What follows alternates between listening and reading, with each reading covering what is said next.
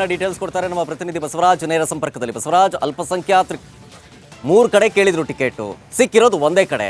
ಹೀಗಾಗಿ ಜಮೀರ್ ಅಹಮದ್ ಖಾನ್ ಉಸ್ತುವಾರಿಗಳನ್ನ ಭೇಟಿ ಮಾಡಿದ್ರು, ಮಾತುಕತೆಗಳನ್ನು ನಡೆಸಿದ್ದಾರೆ. ಏನು ಭರವಸೆ ಸಿಕ್ಕಿದೆ ಅವರಿಗೆ ಅಂತ ಹೇಳಿ? ಬಹಳ ಪ್ರಮುಖವಾಗಿ ಮುಸ್ಲಿಂ ಸಮುದಾಯ ಈ ಬಾರಿ 3 ಟಿಕೆಟ್ ಬೇಕಾದಂತ ಬೇಡಿಕೆಯನ್ನ ಹೈಕಮಾಂಡ್ ಮಟ್ಟದಲ್ಲಿ ಮತ್ತು ರಾಜ್ಯ ನಾಯಕರ ಮಟ್ಟದಲ್ಲಿ ಇಟ್ಟಿದೆ. ಯಾಕಂದ್ರೆ ವಿಧಾನಸಭಾ ಚುನಾವಣೆಯಲ್ಲಿ ಸಂಪೂರ್ಣವಾಗಿ ಮುಸ್ಲಿಂ ಸಮುದಾಯ ಕಾಂಗ್ರೆಸ್ ಪಕ್ಷದ ಕೈ ಹಿಡಿದಿತ್ತು. ಹಾಗಾಗಿ 135 ಸ್ಥಾನಗಳು ಬರೋಕ್ಕೆ ಬಹಳ ಅನುಕೂಲ ಕೂಡ ಆಗಿತ್ತು. ಆದ್ರಿಂದ 3 ಟಿಕೆಟ್ಗಳು ಬೇಕೇ ಬೇಕು ಅನ್ನುವಂಥದ್ದು ಹಾವೇರಿ, ಬೀದರ್ ಮತ್ತು ಬೆಂಗಳೂರು ಸೆಂಟ್ರಲ್ ಅನ್ನೋ ಟಿಕೆಟ್ ಅನ್ನ ಕೇಳಲಾಗಿತ್ತು. ಆದ್ರೆ ಈಗಾಗಲೇ ಬೀದರ್ಗೆ ಸಾಗರ್ ಕುಂದ್ರೆ ಅನ್ನುವಂತ ಹೆಸರುಗಳು ಕೇಳಿ ಬರ್ತಾ ಇದೆ ಮತ್ತು ಹಾವೇರಿಗೆ ಟಿಕೆಟ್ ಈಗಾಗಲೇ ಘೋಷಣೆ ಆಗಿದೆ. ಇನ್ನು ಉಳಿದಂತೆ ಬೆಂಗಳೂರು ಕೇಂದ್ರ ಮಾತ್ರ ಮನ್ಸೂರ್ ಅಲಿ ಖಾನ್ ಅವರ ಪಾಲಾಗ್ತಾ ಇದೆ. ಹಾಗಾಗಿ ಮುಸ್ಲಿಂ ಸಮುದಾಯದಲ್ಲಿ ಸ್ವಲ್ಪ ಮಟ್ಟಿಗೆ ಅಸಮಾಧಾನಗಳು ಕೂಡ ಎದ್ದೇಳ್ತಾ ಇದೆ ಅನ್ನುವಂಥದ್ದು.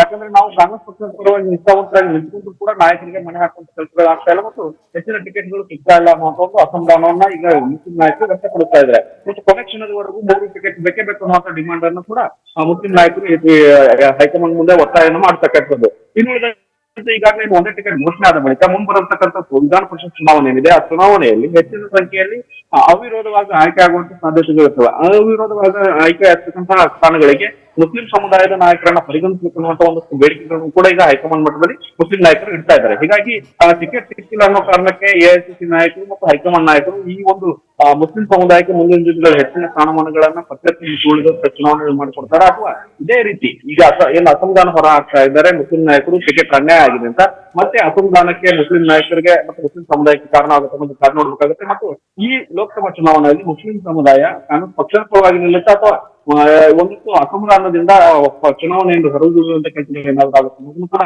ನೋಡ್ಬೇಕಾಗುತ್ತೆ. Okay, thank you Basavaraj ಡೀಟೇಲ್ಸ್ಗಾಗಿ.